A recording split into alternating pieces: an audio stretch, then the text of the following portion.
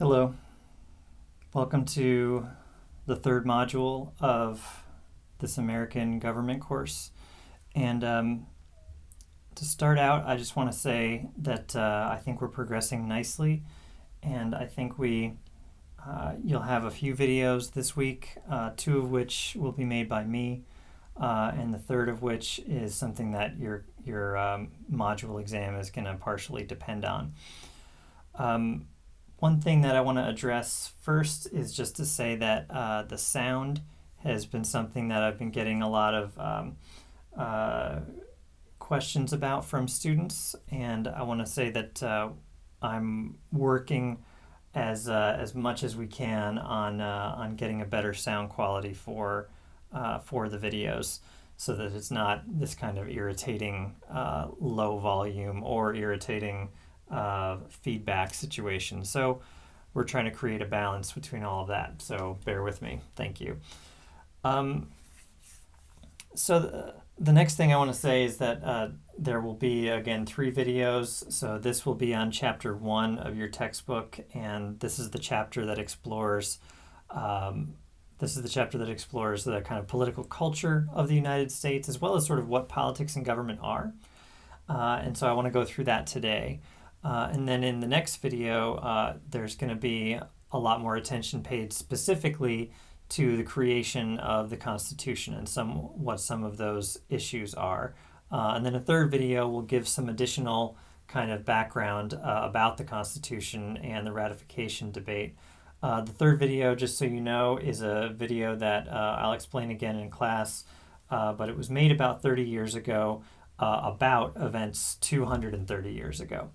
So it's kind of a modern day take, or it's supposed to be on what would happen if we were to imagine without all of the kind of traditional dress as well as lack of technology that the founders had when they were discussing some of these issues of how to set up a government. So that's all what that is. But today I want to talk about these ideas, okay? Just these ideas. All right, and I don't want to overly complicate anything. So the first thing I want to get across to you is that, to identify the kind of government that the U.S. has, there are 2 very specific frameworks that are ever present, really, in all of our conversations in government and about government in the U.S. And those 2 frameworks are very simply the kind of federal framework and the checks and balances between the branches framework. Now, you all know what checks and balances are at this point. Checks and balances are those powers that exist between branches in order to make sure that no one branch of the United States government has unlimited authority of government over the people. So Congress as a body passes laws, and they also supervise the executive branch and the way that the executive branch carries out laws. The executive branch can veto any laws that are passed by Congress, and so they don't take effect, and the executive doesn't have to enforce them. And the judiciary can strike down laws that are in conflict with the Constitution. And it also can interpret the laws that Congress has passed in such a way as to render them somewhat different from the way the executive has interpreted them when they're being enforced in the first place. So these and other checks and balances, other checks create a balance. And the checks and balances system that the U.S. has is unique. It's one that did not exist in conception really before the founding of the American Constitution. It does exist to a certain degree now. It was somewhat taken from the kind of legal and political fiction that existed in England and what's now the United Kingdom before then. There was this mention of a constitution of laws, but it was really just all of the laws that had been passed and recognized by the government.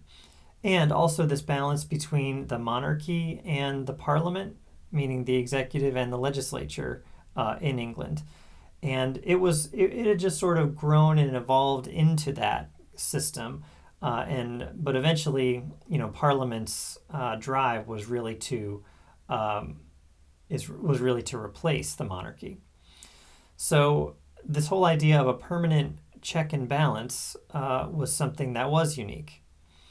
And today, to a certain degree, it's been copied around the world in some places. But really, parliamentary democracy has been and continues to be the preferred method of governance in OECD countries. Now, I've mentioned OECD countries before. OECD stands for, let me make sure I have this correct. I got it today so that I could tell you. It is the Organization for Economic Cooperation and Development. And the 34 countries that belong to it are the U.S. And the other developed countries of the world.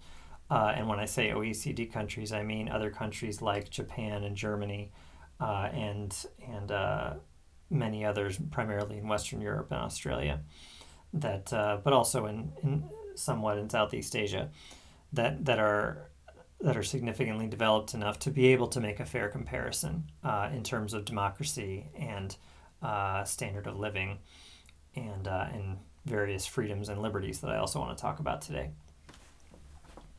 So the checks that exist here are not really the checks that exist in, say, Great Britain or in Germany or in Luxembourg or any of the other kind of parliamentary democracies in Europe. France is the exception. They have somewhat of a presidential system, but again, that's sort of a later development from World War II. But for the most part, parliaments are the ones that choose the head of government and what's often called the prime minister. And even France has a prime minister, by the way. Most countries, with the exception of the U.S., have a prime minister, someone who is the chief executive, the head of the cabinet, someone who makes decisions and gives orders to people on how to carry out various government policies. But there's no need for a veto because the prime minister is the leader of the majority party in the parliament. And usually when they say parliament, they mean like what we have with the House of Representatives, only there's not a significantly powerful Senate and there's not a separate executive. So imagine if the U.S. had a parliamentary democracy, we would essentially be governed by the majority party in the U.S. House of Representatives if there was a prime minister. And there was no conflict between the prime minister and the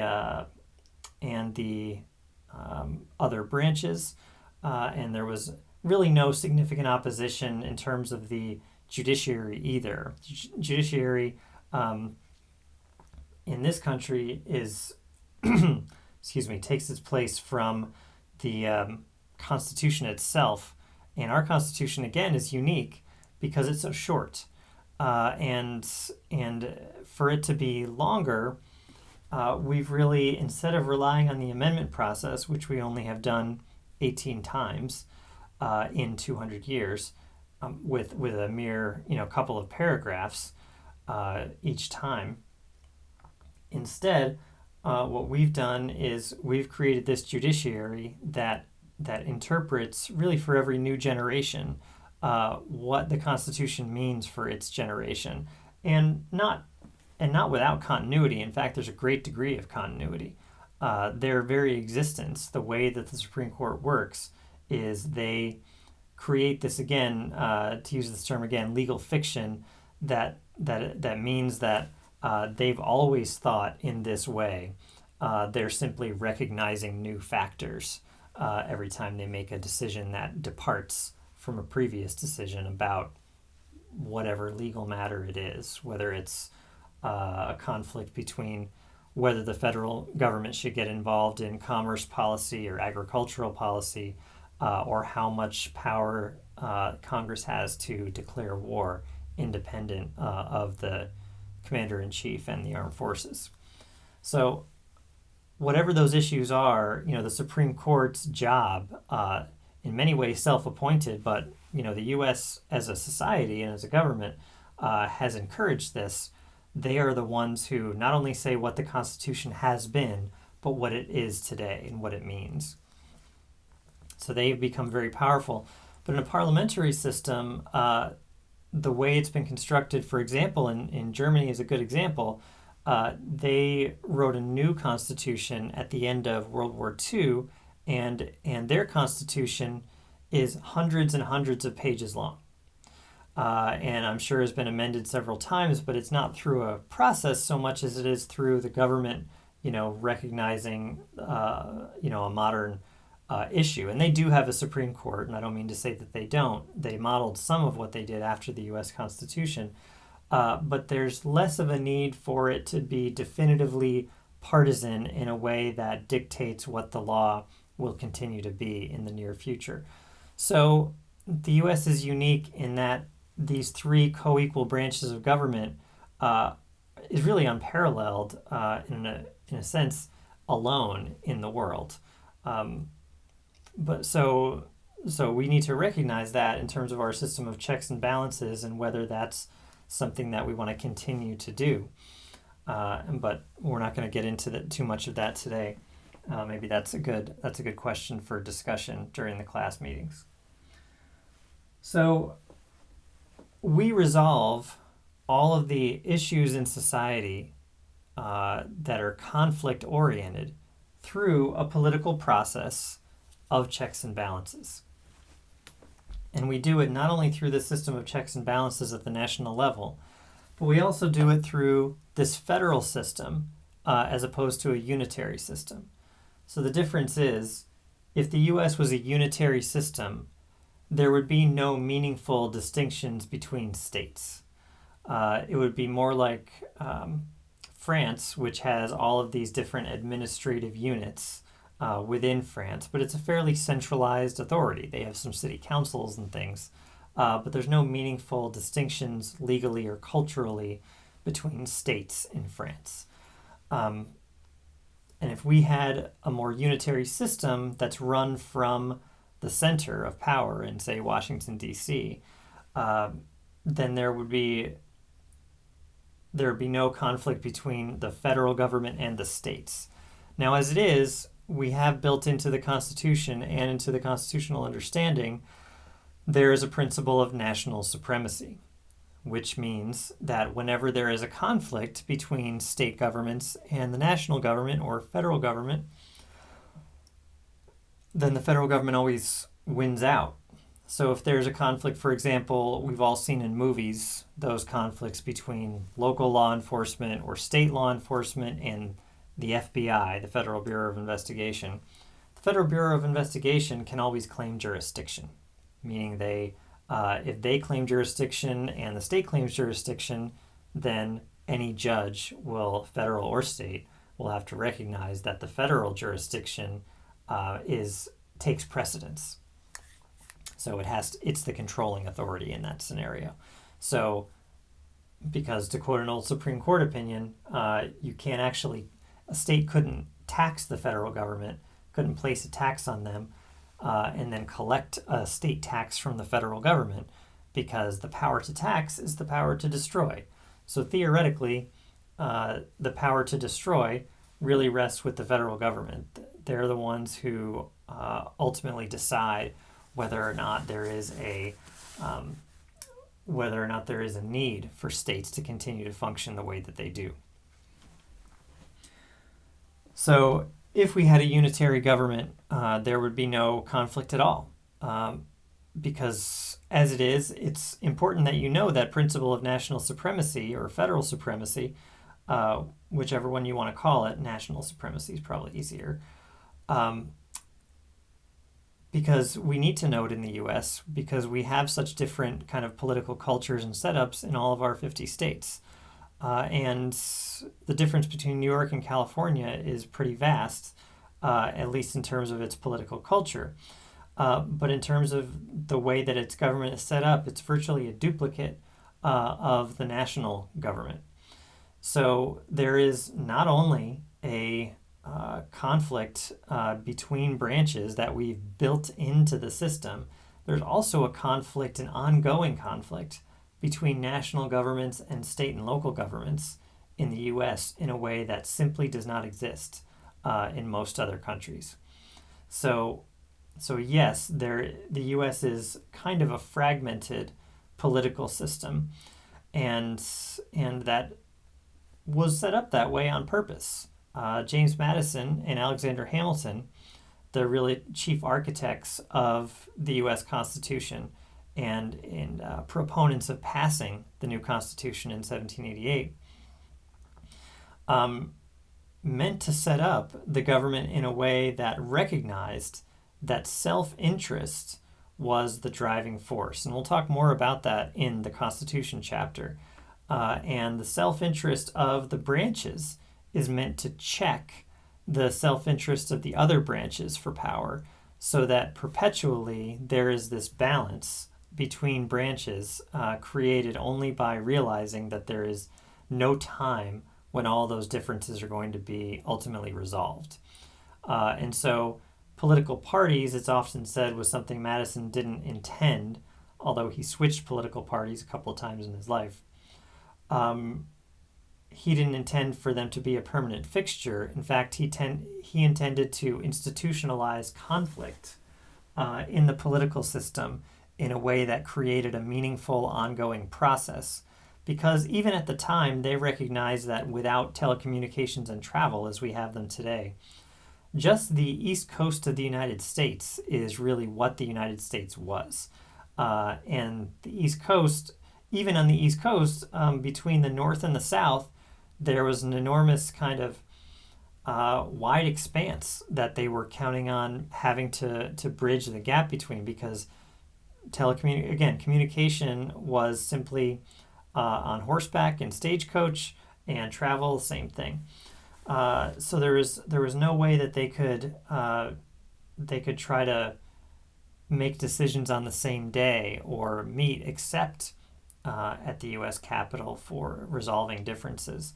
So they institutionalized conflict and process in part because they realized that it was never going to be possible to recognize one political authority, one political power for the entire United States government.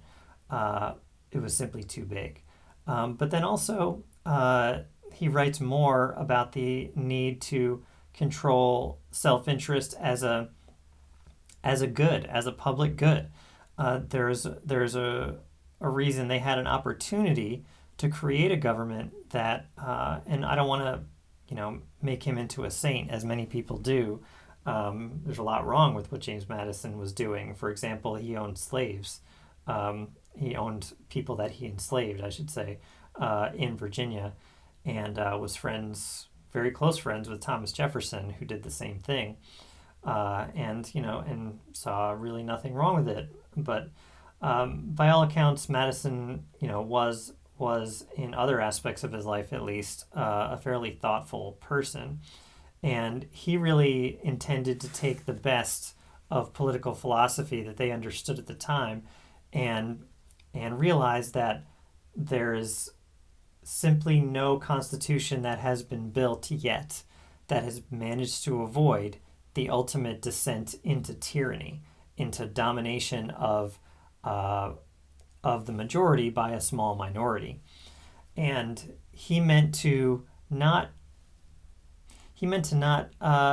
avoid that. He meant to avoid it. Yes, he did. He didn't want to avoid it simply by writing that it's against the law to be a tyrant, or putting a lot of great principles into practice. He wanted to write a constitution that recognized the proper incentives for getting government to avoid tyranny permanently, and not just through goodwill and good wishes and recognition of rights, but by playing the sides against each other. And so, a couple of his quotations are famous from the Federalist Papers. If men were angels, no government would be necessary. And ambition, and another one, ambition must be made to counteract ambition. So these checks were meant as a political process in and of themselves, and the idea of conflict being resolved in a way that is permanent or a way that should be encouraged is something that was really, I'll use the word anathema to James Madison and the founders. So instead, we should be looking at, and the federal system, by the way, again, was a necessary building block of that. So even though we use the word federal all the time to mean our national government, the usual use of the term federal means a confederal system, where there is a confederal or federal system where there are subnational units that make up a national body. So that's the difference between a federal system of government and a unitary system of government. So we unquestionably in the U.S. have a federal or confederal system of government, not a unitary system of government. And several states in the world have more of a unitary system of government, and Great Britain, for example, is attempting right now federalism that recognizes local authority in Scotland and Wales and Northern Ireland. And also the municipality of London as a local government as well. That's all fairly new. They just had a unitary system of government before that.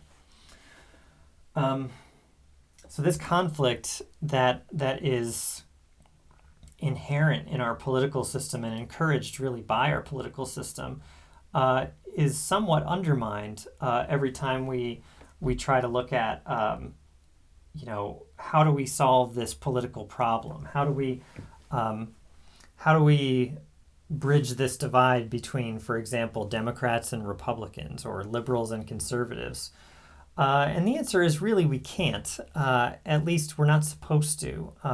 They're supposed to battle it out and maybe compromise, and always there's one side that wins. And sometimes there can be a compromise between, less than a majority of one side and less than a majority of another. But the idea of a bipartisan solution to any political problem being the thing that we need to strive for, or the thing that is a necessary first step of any government, is really absurd from at least an American political culture point of view. It's really meant to have this conflict battled out before any kind of compromise takes place. So in the modern era, when you start from a position of compromise, what that ends up doing is instead ceding victory to one side or the other. And so the kind of moderate Democrats and Republicans of this era are really different. They're not throwbacks to a time gone by when we got along better.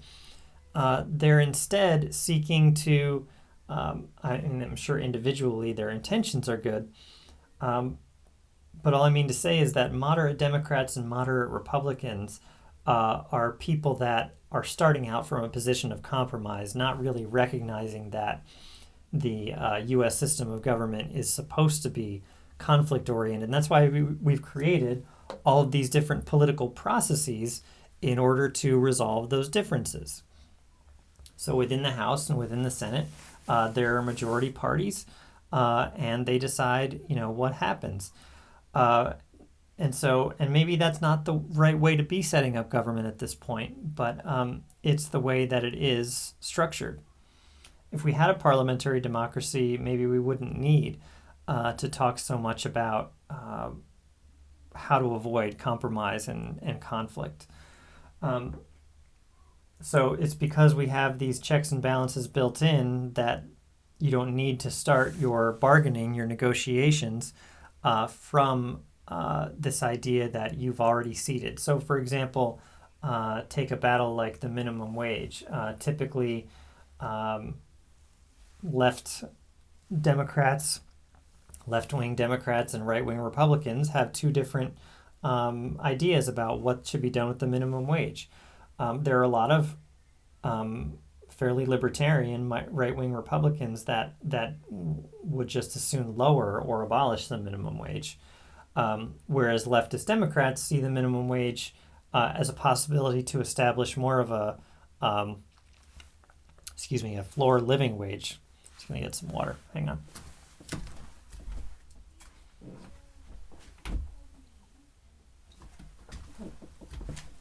Thanks for your patience. So Democrats and Republicans they should have this great public debate about what should we do about the minimum wage, and ultimately maybe you'll land in a place that's closer to the Democratic position or closer to the Republican position. But what moderate Democrats and moderate Republicans do is they say, okay, what can we live with? Can we live with Republicans say, can we live with a slightly higher minimum wage? And leftist Democrats are saying, can we live with a slightly higher minimum wage, or do we need to keep fighting for a much higher minimum wage? And the answer is, they'll go with a slightly higher, and so they just do these incremental changes. That's where they start out, instead of allowing for the possibility that sometimes kind of radical shifts need to take place within the political structure to recognize if there have been radical kind of changes in the political and economic and social structure of the country as a society. So why is this, perhaps? Why have these strands emerged of moderate Democrats and Republicans? Well, part of it is because of the way the state, part of it, I should say, may be the way that the state actually is supposed to function theoretically. So there are two German thinkers I want to introduce you to.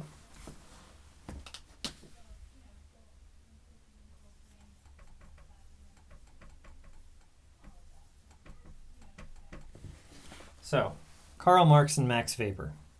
They have really the two, I would say, most influential takes on what the state's function actually is. So I'll need to go in chronological order, I think. So Karl Marx had this idea in his writings, and this is at least one of the core principles of his thought, which is that there's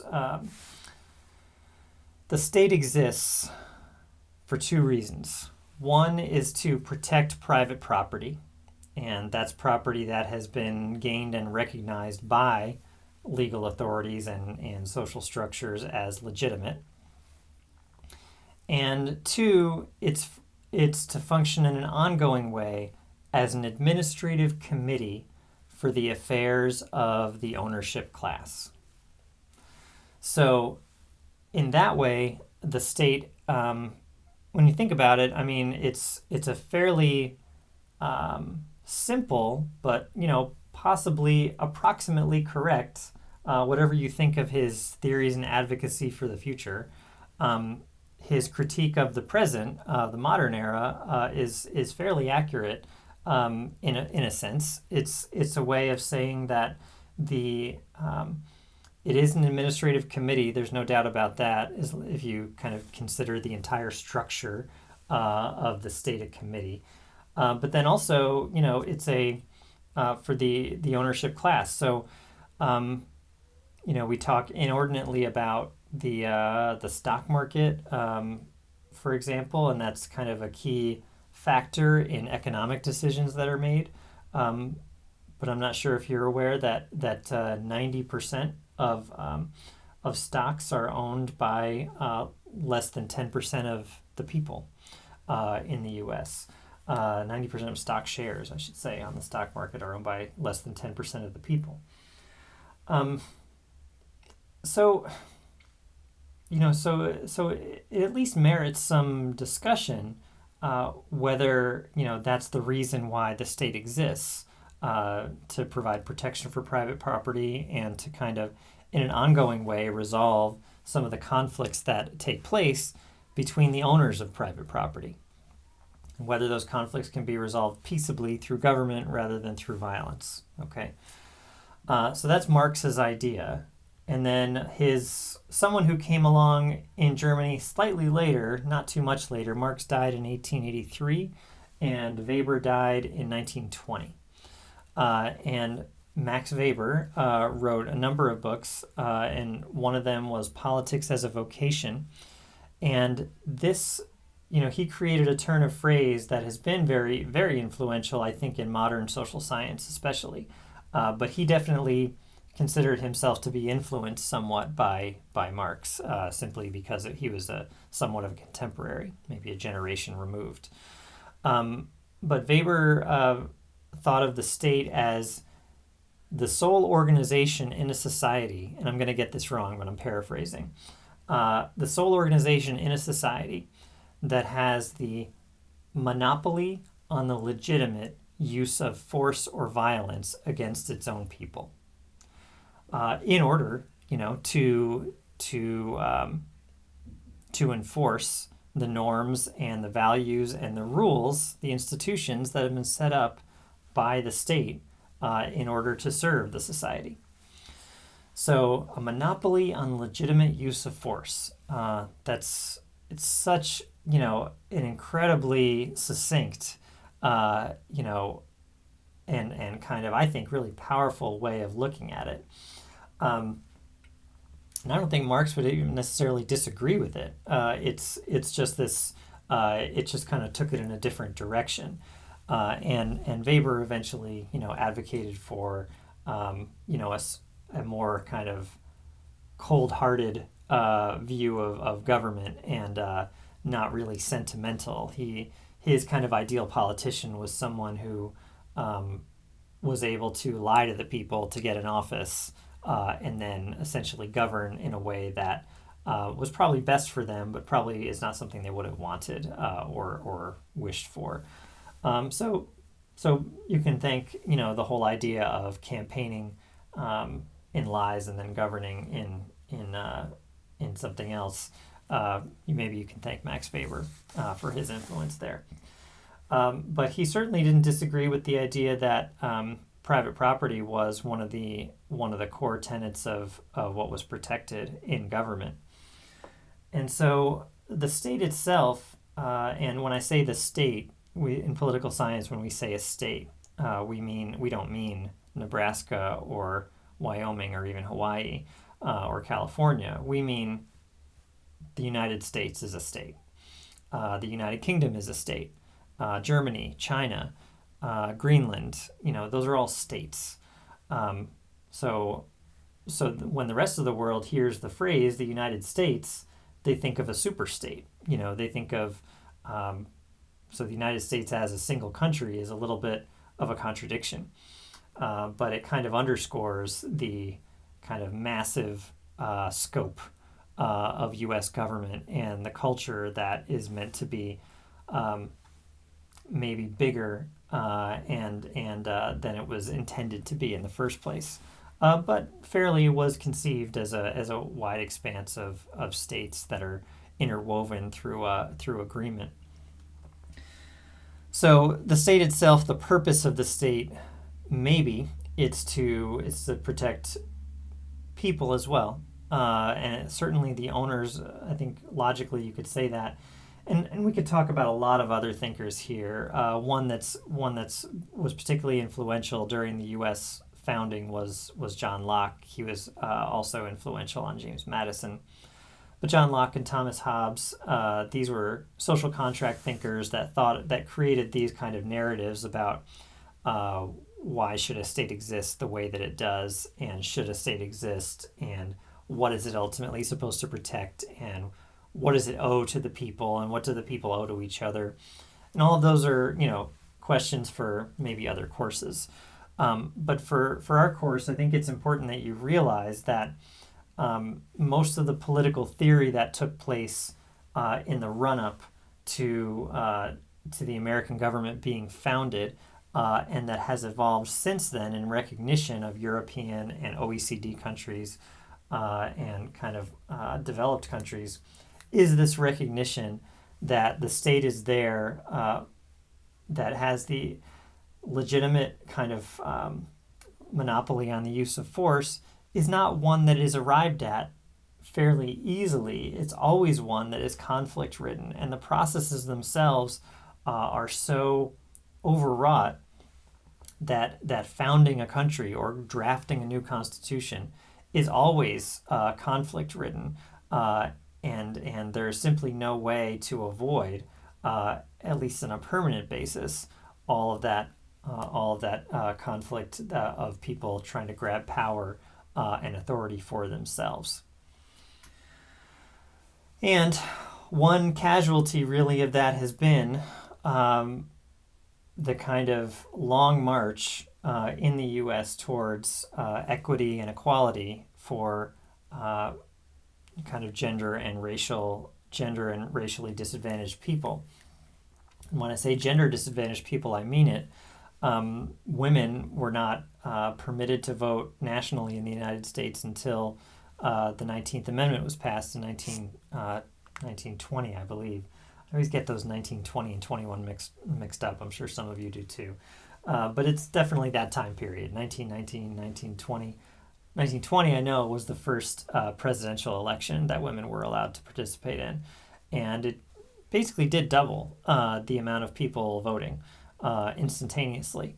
So I'm not sure that it changed the outcome of national elections or even state or local elections, but it certainly changed the priorities and debates that we had, and it wasn't until we had this equality in terms of voting that, for example, we even were able to embrace any of the science or public discussion around birth control in the 1950s and the 1960s.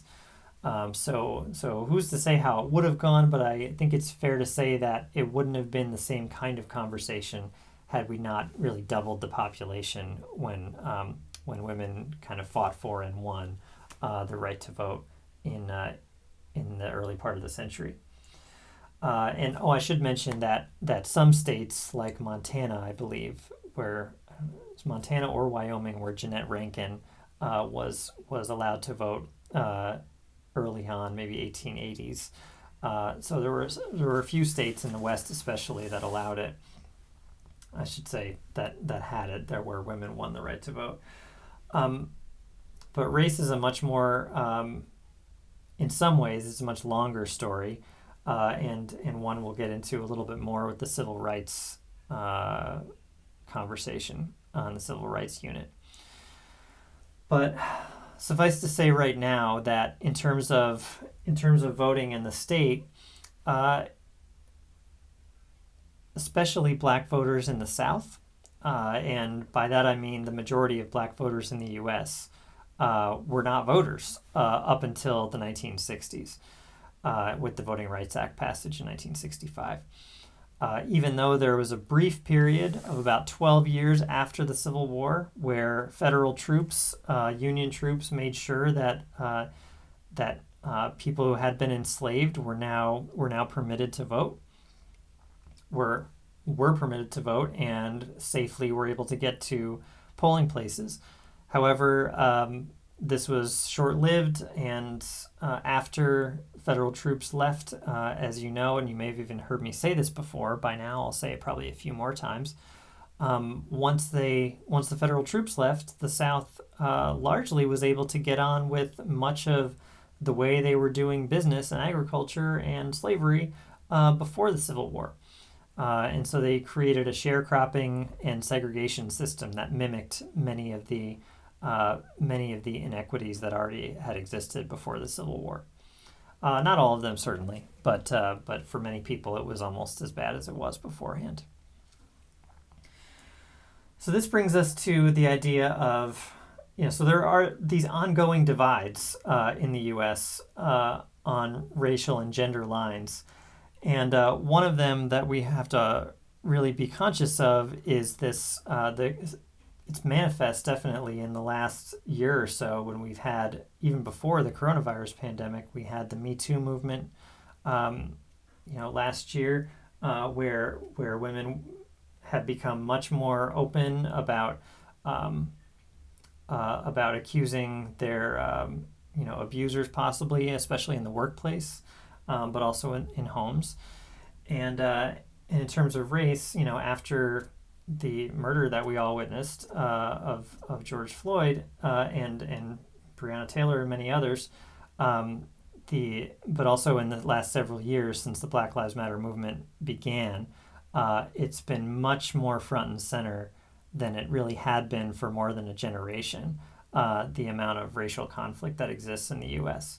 So I guess the question that we have to ask ourselves, among others, is whether the U.S. kind of has a significant enough political process to be able to resolve some of these gender and race differences, and also, class differences in many ways of people's economic circumstances, and whether our checks and balances system is responsive enough, or it just encourages stagnant kind of inaction.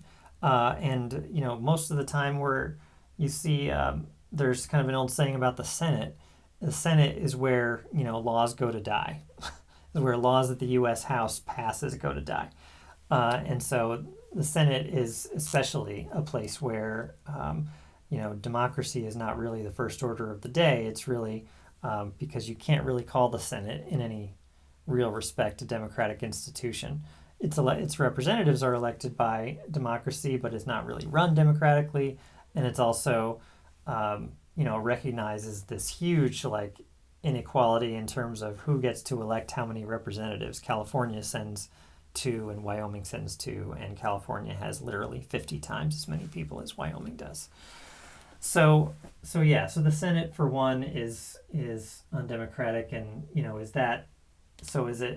is our political system even set up, even recognizing that there is conflict and processes that are supposed to take place to resolve those differences, or in an ongoing way, are they sufficient to be able to bridge the kind of gender and racial divides that we have in the U.S., or are parliamentary systems maybe more responsive? They're certainly quicker to resolve to the political crisis of the moment because there's no conflict between the branches, and there's also not a lot of conflict between local and state governments and judiciary and all of that.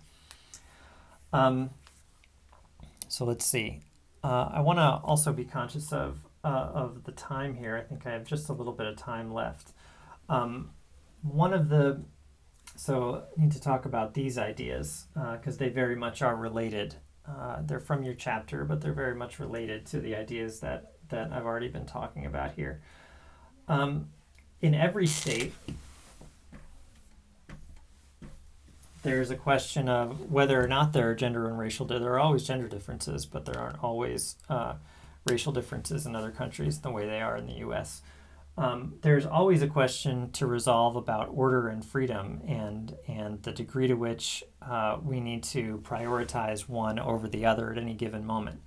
I should say that there's been no society in recorded human history that has had 100% order or 100% freedom. Doesn't exist. So no society is that well ordered where there is no, violence, where there's no conflict, where there's no ongoing kind of simmering differences in kind of power and resources between people. It just doesn't happen. And there certainly has been no society that's been 100% free. To the extent that any law exists at all, there's a restriction on freedom. But also, even if you take the more kind of generous route and say, yes, of course, there's always laws, but the U.S. has got to be really free, right? Well, yes, there is a Bill of Rights, and it's recognized at the state level now. But even those rights are curtailed in a way that is legitimate, that's recognized by the courts, and is recognized in turn by the people. There are those restrictions that exist on, for example, freedom of speech or the right against unreasonable search and seizure. The U.S. government, like other governments, but the U.S. government has been clear that there is a limit, and um, there is a even socially recognized limit on the ability of a government to allow dissent, or even kind of action that would prevent the smooth functioning of federal government processes in a war or in a national security context. So those freedoms have been significantly curtailed, definitely in the wake of the September 11th, 2001 terrorist attacks. There's been a response by the U.S. government that has been long and definitive, that is almost explicit, that there are trade-offs between freedom and security that are unprecedented in other eras, and we simply have to realize that our freedoms are less than they were before. And if we don't allow for that, then we will be less safe and less secure than we are in other eras. So this kind of conflict, this ongoing trade-off and conversation between how much do we need to prioritize order and how much do we need to prioritize freedom in our political conversation, is one that will never go away. And every state, every government that exists around the world has to negotiate between these priorities, and also those priorities for different segments of the population. Should there be less freedom for poorer people? Should there be more freedom for wealthier people? Should there be more order emphasized, and more? Should there be more law enforcement on more low-income people, or more law enforcement brought to bear on wealthier people? And those are questions that we maybe could talk about a little bit more, but certainly they have different answers depending on who you talk to and in what context you bring up the question. And one of the ways that people have attempted to address, especially lower income and working and middle class people, has been to try to bring about some kind of collective action scenario in order to combat kind of concentrated power. And collective action is simply banding together, and we've all heard these kind of very kind of aspirational phrases about people being able to get together for social justice, and it's frankly not always possible, or at least when it is possible, it's sometimes it tries and there's a failure. But collective action is this hope, and again, it's this kind of ongoing battle between collective action and individual responsibility. Thomas Hobbes, one of the other thinkers I'll mention. I'll throw in Locke here too. Well, Hobbes and Locke were contemporaries. Hobbes kind of was one of the first modern political philosophers of the state in the 16th century. And he had this idea that life is solitary, nasty, brutish, and short, and it's just a war of all against all the time. And the state is there to make sure that you can resolve these conflicts without violence between each other, at least within the jurisdiction of a state.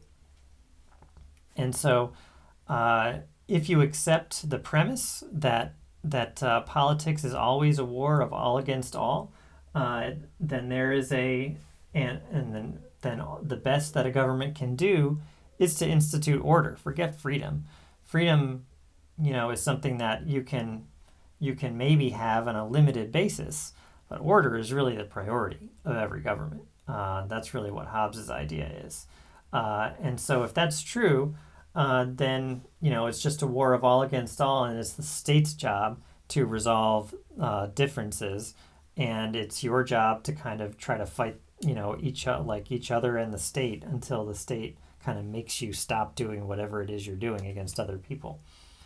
And collective action is opposed to that in some ways, because collective action is this idea that it's not a war of all against all, or if it is, it's a war of some against others, and the others, are not against each other. They need to realize that they have the same circumstances, and they can fight back in a way that's unified and speak with one voice and all of that. That is something, joining associations, that Alexis de Tocqueville, a French thinker who visited America to study the prison system, but ended up writing a lot about the civic culture of the U.S. Tocqueville and others have remarked that America is a nation of joiners, and people like to join clubs and societies and associations and parties in some respects because they want to find common cause with other people. They want to stop this war of all against all.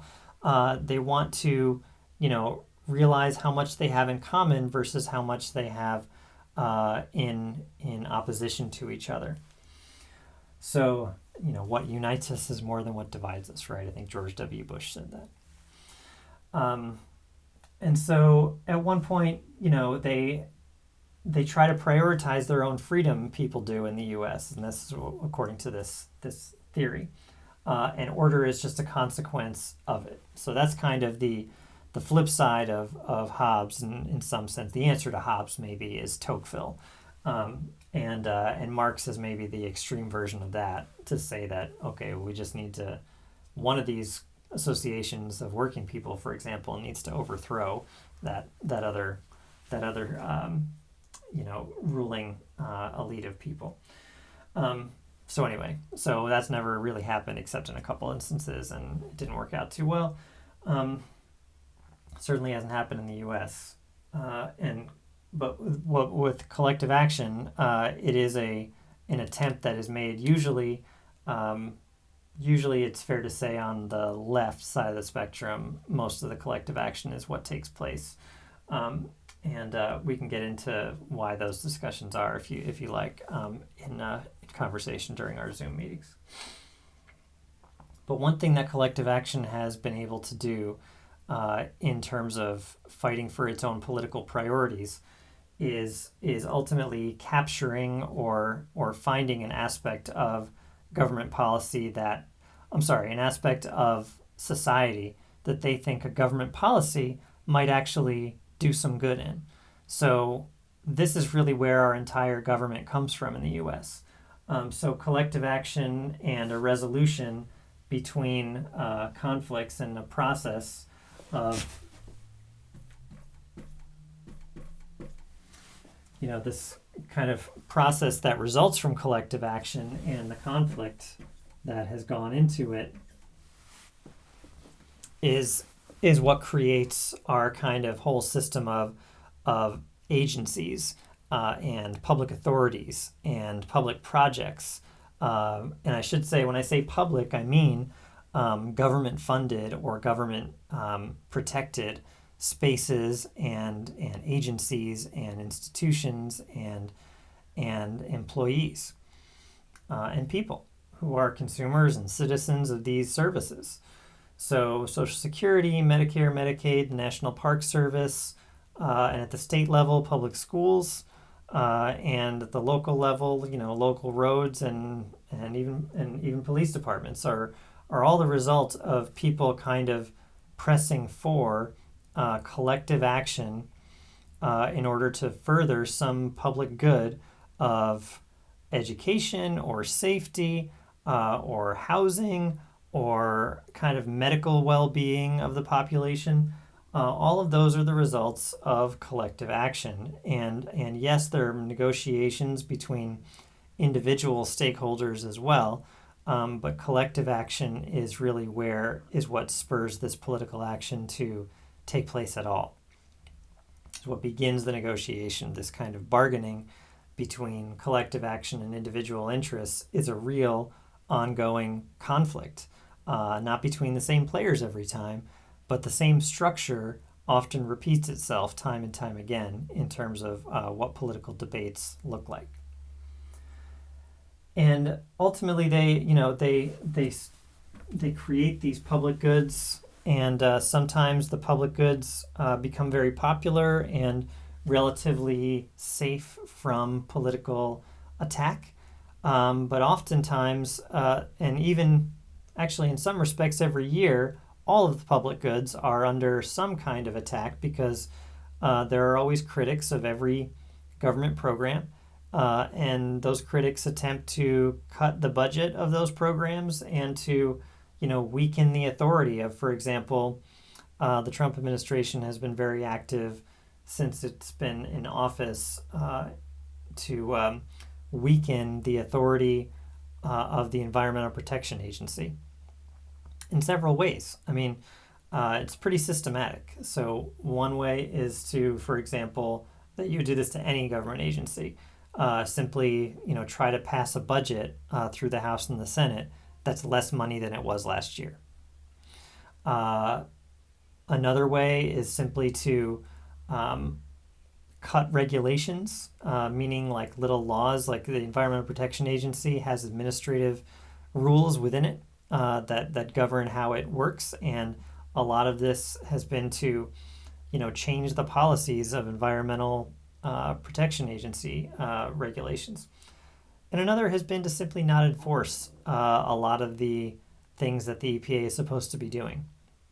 And so the EPA administrator is an administration appointee always. And so this administration has been fairly active in, has been fairly active in attempting to kind of get away from some of the core missions of the EPA.